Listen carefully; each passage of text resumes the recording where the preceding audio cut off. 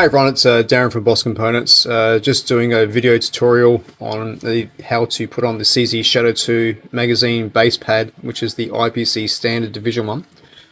As you can see, we've got everything pretty much all laid out here to go over how to do that, so we'll try to go over it as quickly as what we can possible. One thing to notice, guys, straight away is, the base pad itself of which one you're actually going to be using, right? So on what tube. Some of the common mistakes people do is they'll have Mecca magazines on there, and they'll actually buy these standard ones, which obviously are different. So I just got a couple of the magazines side by side to show you. Mecca ones on the side there, for those who haven't been in the game all that long, you'll see it basically stamped on there, right? So CZ 75 9mm Mecca. The other thing that most of us shooters know, and that, by looking at it, is like the blue follow, right? That's kind of like the standard giveaway to us for the Mecca. The other one in the right hand side, basically, that I've got here is the magazine base pad that we're actually going to be putting on. Now, these ones here come out for the CZ75, like say the SPO1 magazines and that, and you can tell the difference between the base pad, obviously, like the short one, the Mecca, and then you've got the longer one, basically, for the CZ, like SPO ones and stuff like that, right? That's the one that we're going to be putting it on. That's the one this base pad fits. So we'll put the Mecca one away. The base pad comes out, I've got the red one here just to show people. We have obviously different colors. This is to show what comes with and that. So you get your magazine base pad, which is made out of aluminium. It's a 6061 aluminium, and there'll be a clip with it as well. Depending on how many magazine base pads you get will depend obviously on how many clips you get to. They sometimes come into a bag, and there's a little note on there that says may need like shaving on the sides and that kind of stuff, and we'll go over that as the reason why. First of all, in order basically to take this off, I use basically an Allen key, or you use a punch.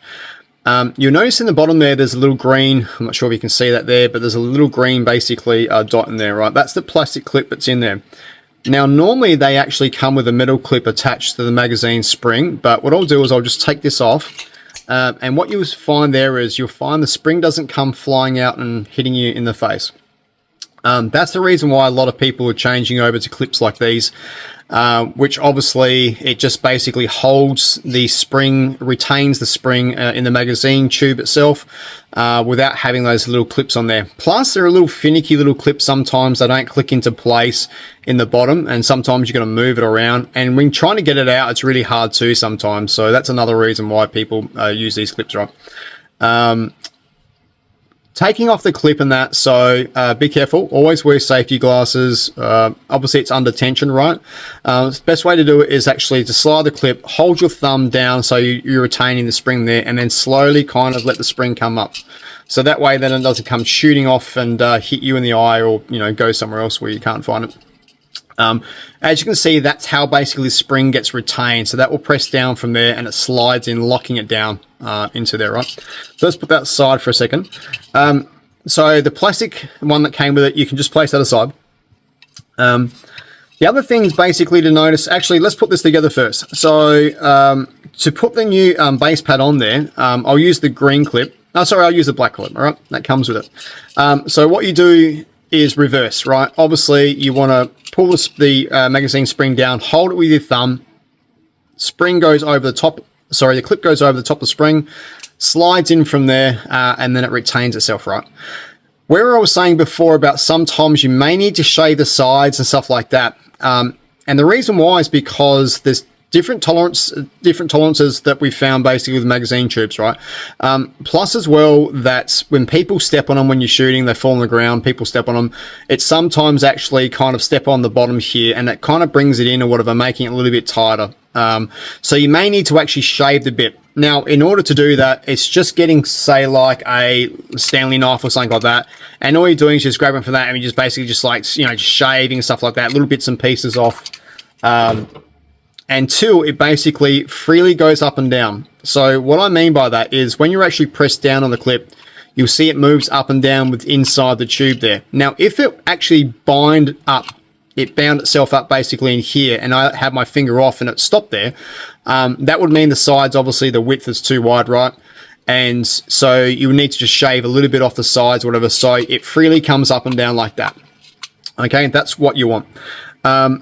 Being able to then put the base pad on is really easy, right? So all you do is you depress down the clip a little bit, retention clip, slide over, press down, and it clicks into place. And that's the cool thing about actually these clips and stuff like that. It makes things a lot more easier to go in. As you know, with the other retention metal clip that comes with these, sometimes you have to muck around with them, trying to fiddle around and try to get it in and click it in right, but they should just click into place straight away. Okay, that's how simple that is. So I'll just put that aside for a second. The other thing to note as well is that this basically fits our mag wells. Okay, so this is the model that fits our mag wells in. So obviously if it goes up in there, you'll notice basically that it will sit about somewhere like that kind of, it's about say 1.5, 2 centimeters just out, sticking out basically of the bottom. The idea is this setup here can be used for standard division in IPSC and that. So with that there, you need to fit into the box. There's the double alpha, which is most of the ones they use, double alpha measurement box, which will basically fit in there. I think the dimensions were 225 by 150 by 45. I think it's like plus 1 or minus mm. Don't quote me exactly on those, but I think that's pretty close to what it should be, right? So that's the base pad going on there.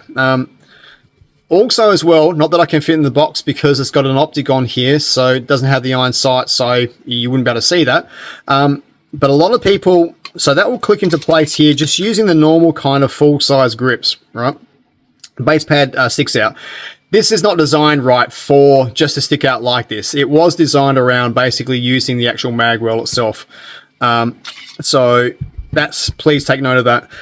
The other thing as well, which a lot of new shooters sometimes make mistakes on, it's a very common question. And it is, you know, they'll get a mag or something like that and they go, hey, you know, it doesn't fit. Doesn't fit my, my gun. The reason why is because obviously, you know, when you're buying a mag well, what you're ultimately doing is you're shortening the grips, right? So it's got to go sitting on there. You've got to shorten the grips on there. So if you want to kind of keep your grips that you've got on there, you can do, well, only one thing really, cut it. So aluminium ones come in blue. They're the standard ones. A lot of people, one of the first things they do is they actually chuck those grips off straight away. Even though they're a cool color blue, they're not as aggressive and stuff like that. Very slippery. So that's one of the first things that people kind of do, right? They just chuck those grips off and they go buy some like G10 grips, brass grips, or even some aluminium ones, which have more aggressive kind of knurlings and stuff like that to it. So make sure basically you buy shorter grips for those people if you're using a mag well, right? So what I'll do is I'll quickly just take this off, these grips off, just to show you that. So just bear with me for a second. Let's quickly get these off.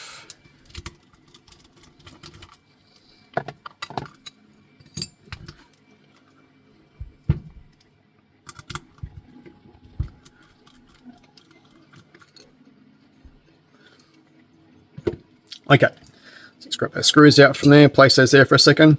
So, place those to the side. So you can tell the difference, you know, obviously in length to basically the short grips, which is what you kind of need when you're using a mag well versus the full length ones, which is just like standard, right? So we're going to put those full length ones away for a second. Just put on here these short grip ones, which are compatible with the mag wells. Won't tie that down all that tight just to make things quick for everyone.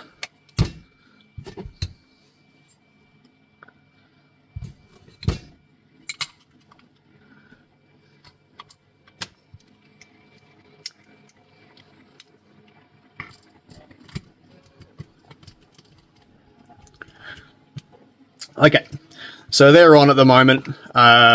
And as you can see, like, so this is the boss components, a mag well.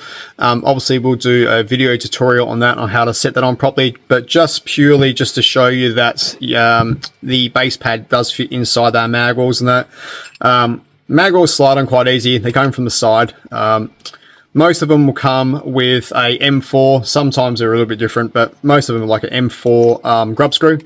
That comes in there and just give that a little bit of a nip up.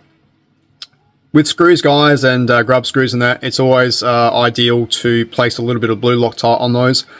The reason why we do that for is because obviously with the gun and the inertia, and it rattles basically screws loose, right? So the idea is to put a bit of blue Loctite on screws, gun screws and stuff like that where applicable, which kind of will just stop that from rattling themselves out and you have to keep tightening up all the time. Also, you know, try to avoid, some people use red Loctite. I don't know, it's a personal preference, but I don't choose to use red Loctite because you've got to heat them up. It's more chance of basically stripping your screws and that there, if it's not heated up properly in that, to be able to get those out. Blue Loctite, you don't need to do that. They're tight enough that you can still like unscrew out basically, and they don't rattle loose, right? So, but entirely up to you, but I prefer blue Loctite. So as you can see, that mag was on there. Magazine base pad goes in, clicks in, and basically that's it, right? So that's what it's designed for, this standard base pad here, which is fit in there. We will show it going into the box later on another video tutorial, but you can understand that's kind of the setup of what you do for that base pad, at least anyway.